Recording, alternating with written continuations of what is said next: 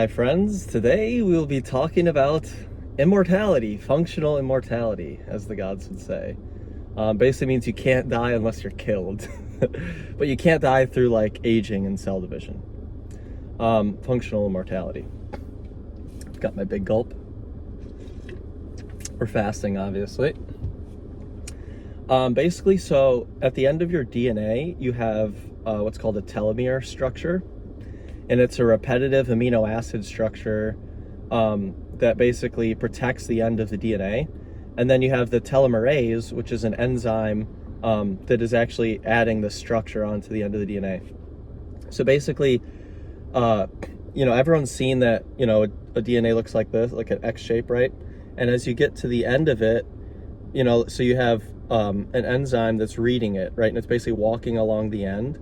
And as it gets to the end, it actually can't reach the end. So it won't be able to read those last few amino acids.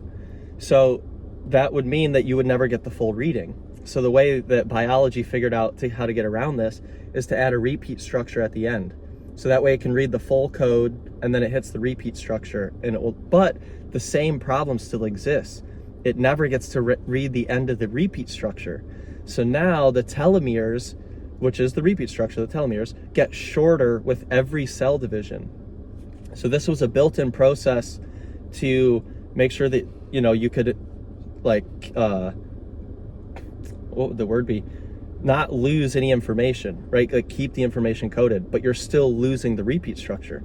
So the way around this would be to use CRISPR or somehow enhance the telomerase to actually either double the repeat structure, or the way I like to think of it is like the way extension ladders work. Like if you ever worked, because there's A ladders that go like this, but the extension ladder is the one that slide up like this.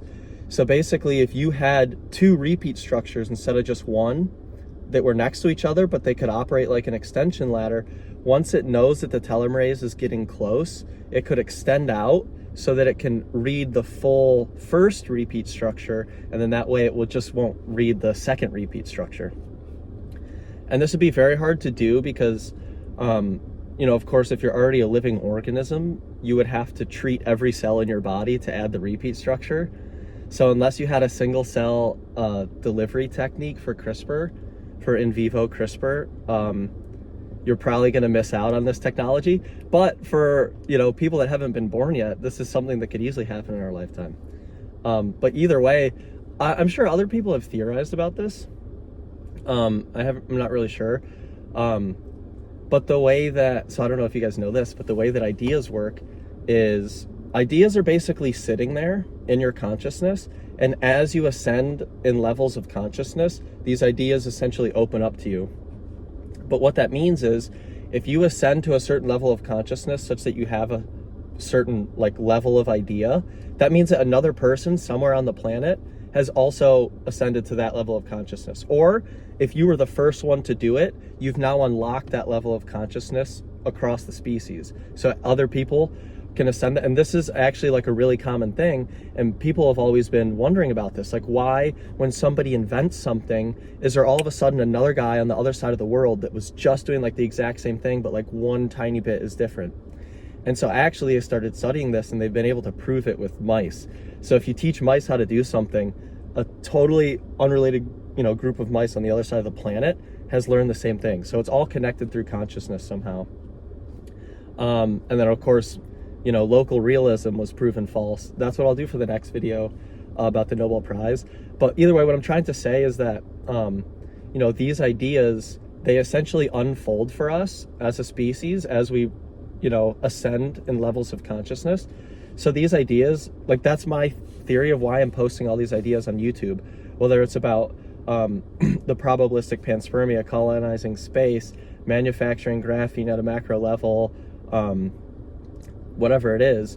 I'm hoping that I'll be able to find on the internet the other people that are working on these things as well, because they are super esoteric, but I know there are people that are thinking about these things.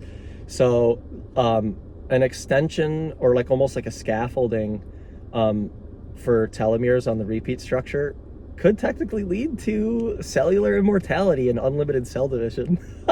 So we'll see. If anyone wants to work on any of these things with me, please let me know. Or give me money to work on these things. That would also be cool.